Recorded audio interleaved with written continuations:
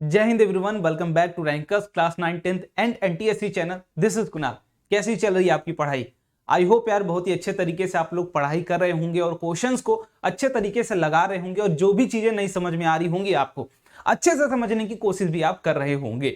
ठीक है, तो यहां पर एक बहुत ही बढ़िया वीडियो मैं आप लोगों के लेके आया हूं इस लास्ट मंथ की प्रिपरेशन में, जिसकी जरूरत होती है, जो चीज आपको करनी होती है हर एक बच्चे को जो मीडियम से टॉपर तक आना चाहता है, ठीक है, स्विच करना चाहता है। क्योंकि अभी तक तो हर बच्चा पढ़ाई कर रहा होता है, हर बच्चा अच्छी चीजों को समझ रहा होता है, अच्छे से कंटेंट को पढ़ रहा होता है, लेकिन यहीं से आपका ग्राफ, जो प्रिपरेशन का ग्राफ है, वो ऊपर जाने लगेगा। कुछ चीजें जो अगर आप करने लगोगे उसके बाद उन्हीं चीजों के बारे में यहां पर मैं डिस्कस कर रहा हूंगा। और यही चीजें आप लगातार, हम बार बार आपसे बोलते रहते हैं कि जो भी चीजें आप फेस कर रहे हैं उसको कमेंट बॉक्स में बताइए, ताकि हम उसके ऊपर सॉल्यूशंस ला सके। और काफी बच्चों ने इसी बारे में पूछा था। ये वीडियो बेसिकली मैं दूसरी बार शूट कर रहा हूं।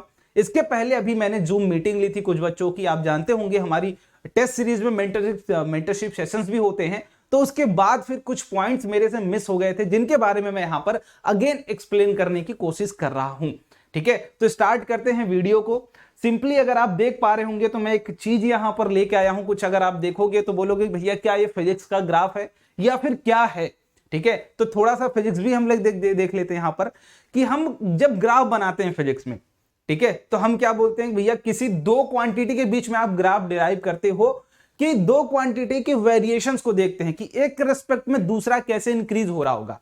और वही चीज हमें यहां पर समझनी है कि इस लास्ट मंथ में हम दूसरी चीज को पहली चीज के रिस्पेक्ट में कैसे इंक्रीज कराएं और क्या क्या चीजें हमें करनी है इस लास्ट के मंथ में। ठीक है, और यहीं से आप सुधरोगे यार या फिर यहीं पे आप बिगड़ोगे, तो डिसाइड आपको करना है क्या कर रहे हो तुम। अगर यहां से सुधार करना शुरू कर देते हो तो मैं गारंटी देता हूं कि आपका प्रिपरेशन, आपका लेवल, आपकी जो ऑनेस्टी है वही काम आएगी और आप कहीं बहुत आगे जा रहे होंगे। ठीक है, तो ग्राफ बेसिकली हम दो चीजों के बीच में यहां पर प्लॉट कर रहे हैं, परफॉर्मेंस वर्सेस रिमेनिंग टाइम। अभी तक तो जो हो गया वो खत्म करो कहानी, अभी तक जो चीजें आपने करी है वो खत्म। अब रिमेनिंग टाइम का ग्राफ बनाना है कि कहीं मान लो आपकी प्रिपरेशन यहां पर लाइक कर रही है, आपको पता है ना टाइम के रेस्पेक्ट में अभी जो आपका टाइम शुरू हो रहा है वो रिमेनिंग टाइम मान लो अब 0 है, अभी से आप स्टार्ट कर रहे हो, तो अभी कहीं ना कहीं आपकी प्रिपरेशन का लेवल होगा, मे बी यहां हो सकता है या फिर यहां हो सकता है, तो कहीं ना कहीं वो लेवल आपका लाइक कर रहा है। लेकिन अब यहां से कैसे अब अपने ग्राफ को इंक्रीज करते हो preparation with respect to time, मतलब धीरे धीरे धीरे काम करना शुरू करो। क्या क्या काम करना आगे देख रहे होंगे हम, लेकिन वो काम करते करते आप आगे बहुत ही ऊपर जा सकते हो, अपने ग्राफ को बहुत ही ऊपर ले जा सकते हो। उसके लिए छोटे छोटे स्टेप्स मैं बताऊंगा कि क्या क्या करना है आपको, क्योंकि जो चीजें मैंने अभी बच्चों से बात करी हैं, कुछ प्रॉब्लम्स जो कॉमन हर बच्चे के लिए निकल के आ रही है, वही चीजें मैं यहां पर एक्सप्लेन कर रहा हूंगा। ठीक है, तो लास्ट मंथ का ग्राफ है बेटा ये आपका, जो अभी तक आपने जो किया था उससे मुझे नहीं मतलब, ना आपको मतलब होना चाहिए। बस आपको मतलब ये होना चाहिए कि अभी से मैं क्या कर रहा हूं अपनी प्रिपरेशन में और अभी से मुझे क्या करना चाहिए। ठीक है, तो स्टार्ट करते हैं यार। अभी तक जो भी किया था आपने उसको भूल जाइए। ठीक है, अभी तक जो भी किया था आपने भूल जाइए, लेकिन अभी से कुछ करना है तो स्टार्ट करो। और जो दो कैटेगरी मैं यहां पर डिवाइड कर रहा हूं प्रिपरेशन लेवल की स्टूडेंट्स की, कि इस पोजीशन पे दो स्टूडेंट होंगे, एक स्टूडेंट इस कैटेगरी में लाई कर रहा होगा, एक स्टूडेंट इस कैटेगरी में लाई कर रहा होगा।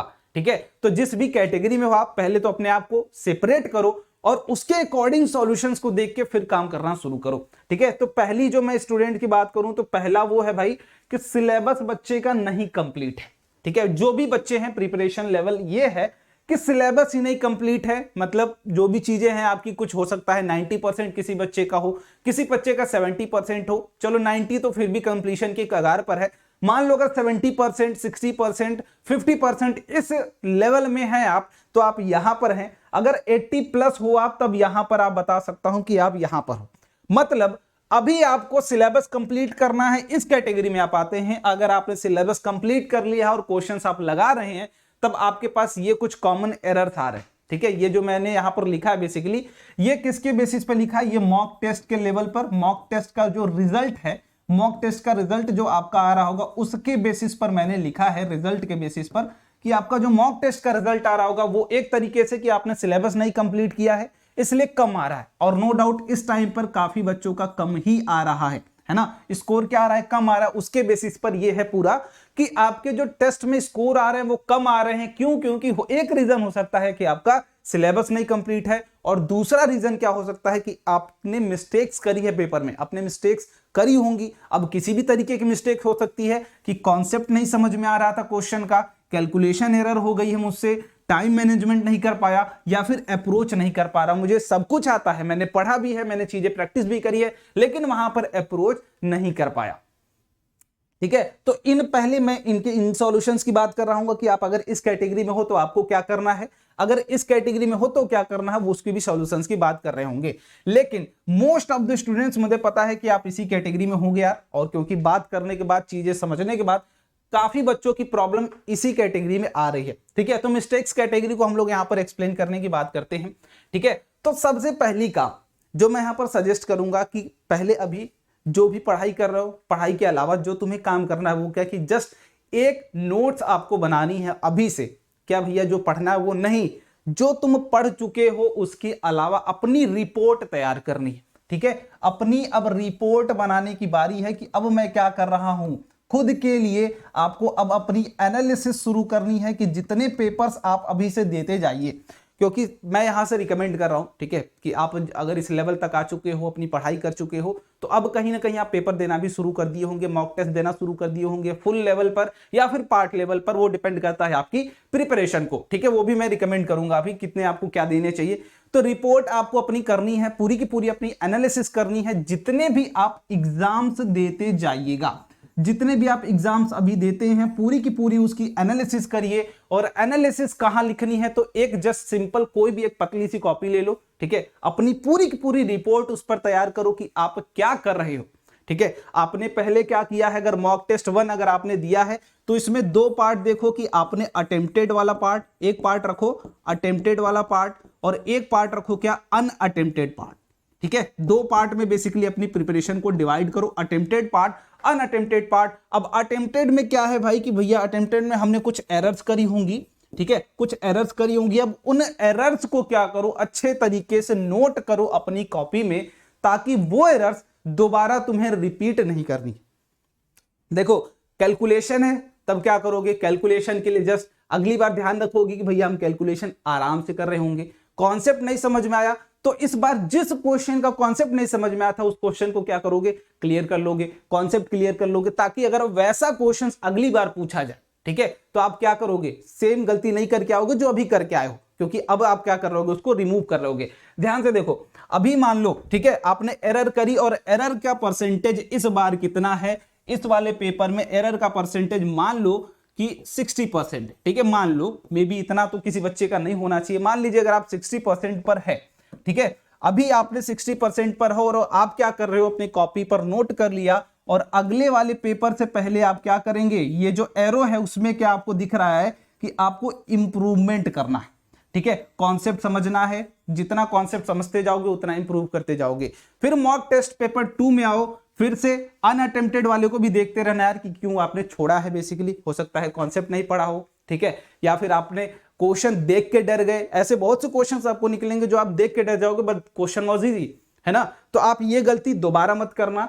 इन दोनों पॉइंट्स को आप क्या करो, हर बार इन दोनों पॉइंट्स को, जो आपके ये दोनों पॉइंट्स है, एरर्स और अनअटेम्प्टेड, इनको कम करने की कोशिश करिए। ठीक है, अनअटेम्प्टेड भी कम करिए कि आप उसको अटेम्प्ट तो करिए, भले गलत हो या सही हो, अटेम्प्ट करिए, और एरर्स को क्या करिए, हर बार मिनिमाइज करने की कोशिश करिए। अब मॉक टेस्ट 2 में आए, अब मॉक टेस्ट 2 में जस्ट एरर्स को अब क्या करो, 60 है तो भले इसको 55 तक ले आओ, ज्यादा मैं नहीं बोलूंगा, 55 तक ले आओ, लेकिन इसको ले आओ, थोड़ा बहुत मिनिमाइज करो। पहली बार मान लो अनअटेम्प्टेड क्या थे भाई, 10 थे, तो दूसरी बार 8 तक ले आओ, लेकिन ले आओ। ठीक है, ट्राई बहुत छोटी छोटी करो बातें उसे, और जैसे जैसे मॉक टेस्ट पेपर दो, अगले में और इंप्रूव करो, और गलतियां कम करो, फिर इसको 55% से 50 पर ले आओ। ठीक है, और इसको कहां ले आओ, 6 पर ले आओ। तो जैसे जैसे आगे बढ़ते जाओगे, आपकी एरर्स कम होती जाएंगी, आपके अनअटेम्प्टेड कम होते जाएंगे, और आगे जाके देखोगे कि आपने नंबर ऑफ क्वेश्चंस ज्यादा अटेम्प्ट करे हैं, एरर्स भी कम है। बस एक बात का ध्यान रखना कि कंटिन्यूअस इनको घटाते हुए चलना, कहीं कांस्टेंट या फिर डिक्रीज मत होने देना। कांस्टेंट चलो एक बार के लिए चल जाएगा, लेकिन डिक्रीज मत करने देना कि अब एरर्स क्या हो गए, बढ़ गए। ठीक है, ये हर बार क्या, सॉरी, इंक्रीज मत करने देना, हर बार क्या करो, इन दोनों क्वांटिटीज को घटाते चलो। जब आप घटाते चलोगे एक समय ऐसा आएगा कि बहुत ही मिनिमाइज्ड क्वांटिटी में आपके एरर्स रह जाएंगे। खत्म होने के तो 0% तो चांसेस नहीं है, मैं ये नहीं बोलूंगा कि 0% चांसेस हैं, बहुत ही कम चांसेस है, बहुत ही माइनॉरिटी स्टूडेंट से कर पाते हैं, बट आप मिनिमाइज्ड कर दोगे, एक समय ऐसा आएगा। ठीक है, और ट्राई करो कि मैं अगर यहां पर एक छोटा सा और पॉइंट करूं कि नंबर ऑफ टेस्ट आपको कितने देने चाहिए। अभी नंबर ऑफ टेस्ट काफी बच्चे पूछते रहते हैं कितने, तो अभी के लिए आप क्या करो, पहले अगर आपका पूरा सिलेबस कंप्लीट हो चुका है तो 2 टेस्ट आप वीक में दे सकते हैं, 2 टेस्ट पर वीक आप दे सकते हो, ताकि आपकी एनालिसिस, आपकी प्रैक्टिस, आपकी टाइम मैनेजमेंट, सारी चीजें वहां से क्लियर हो रही हो। ठीक है, तो 2 टेस्ट पर वीक देना स्टार्ट कर दो, पर वीक। ठीक है, 2 टेस्ट पर वीक देना स्टार्ट कर दो, और हर बार बस एक ही काम करो कि मिस्टेक्स आप क्या करो, कम करो, डिक्रीज करने की कोशिश करो, और अनअटेम्प्टेड जितने भी क्वेश्चंस हैं, अनअटेम्प्टेड क्वेश्चंस, इनको भी क्या करिए आप घटाने की कोशिश करिए। मतलब टोटली आपका फोकस कहां होना चाहिए, मिस्टेक्स कम करूं और अटेम्प्ट भी क्या करूं, ज्यादा करूं।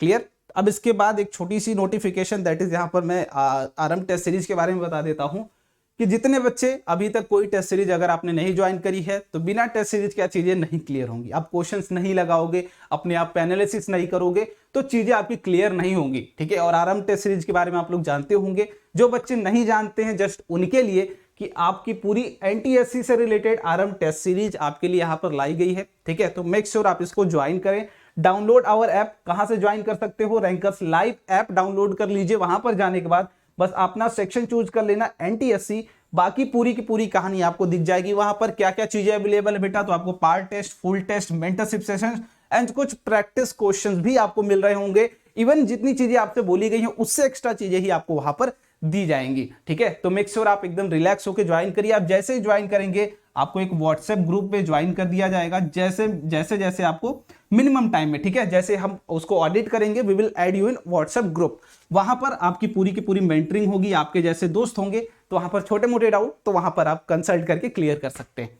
ठीक है, इसके बाद अब बात करते हैं दूसरी कैटेगरी की, दैट इज इस वाली कैटेगरी की। जो बच्चे इस कैटेगरी में लाई कर रहे हैं, सिलेबस नहीं कंप्लीटेड है, उनको रिसोर्सेज की जरूरत है। देखो कहीं ना कहीं से आपको बस कंप्लीट ही करना है ना, कहीं ना कहीं से तो आपको कंप्लीट ही करना है सिलेबस को। अब कंप्लीट करने के लिए इजीएस्ट वे में बता दे रहा हूं। ठीक है, तो जब प्लेलिस्ट सेक्शन में जाओगे आप, तो नीचे आपको पूरी की पूरी प्लेलिस्ट रेडी मिलेगी, मैट की, सेट की, जो भी चीजें आपको चाहिए। मैट की पूरी प्लेलिस्ट है, यहां पर जाओगे तो मैथ की पूरी प्लेलिस्ट है, और फिजिक्स की पूरी प्लेलिस्ट है। जहां से एक एक वीडियो पिक करो, एक एक वीडियो देखते जाओ और अपने कॉन्सेप्ट्स को अच्छे से जल्दी टाइम में देखो। यहां पर 2 तरीके की वीडियो मिलेगी। एक तो आपको फुल वीडियो मिलेगी जो कि पूरे टॉपिक्स पढ़ाए गए होंगे। एक वीडियो मिलेगी आपको रिवीजन बेस्ड, दैट इज सिर्फ उसमें रिवीजन ही कराया गया होगा। तो आपकी अगर रिवीजन करनी है तो रिवीजन वीडियो पिक करो, और जो टॉपिक्स तुम्हें लगता है कि भैया मैं पढ़ लूं, इंपॉर्टेंट है, मुझे नहीं पता है, तो आप फुल वीडियो से देख सकते हो। पूरी की पूरी यहां पर चीजें आपको मिल रही होंगी। बाकी मैं फिजिक्स की बात करूं तो फिजिक्स के लिए अभी भी आपकी लाइव क्लासेस यहां पर चल रही है। डिस्क्रिप्शन बॉक्स में मैं लिंक दे दूंगा, जहां से आप ज्वाइन कर सकते हो यहां पर।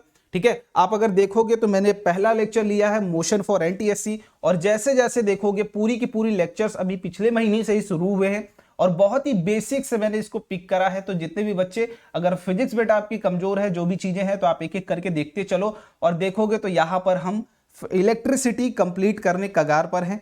ठीक है, इलेक्ट्रिसिटी के 3 लेक्चर्स हो चुके हैं, और जैसे आगे जाओगे अभी मैग्नेटिज्म बाकी है, जो कि बहुत ही इंपॉर्टेंट हर स्टेट के लिए होता है मैग्नेटिज्म, वो अभी बाकी है। तो अगर लाइव पढ़ना है तो लाइव देख लो आके। ठीक है, ज्वाइन करने के लिए डिस्क्रिप्शन बॉक्स में लिंक है। अगर कोई कोड पूछे तो कुणाल P10 यूज कर लेना। बाकी जो भी चीजें हैं, ठीक है, अच्छे से पढ़ाई करते रहो। अगर कोई डाउट अभी भी तुम्हारे मन में हो कि भैया ये चीजें नहीं समझ में आती हैं, क्वेश्चंस कैसे करें, या फिर कोई तुम्हें डिमांड हो कि भैया ये चीजें बताइए, तो मेक श्योर कमेंट जरूर करना, ताकि हमें पता चले और हम उसके ऊपर काम करना शुरू करें।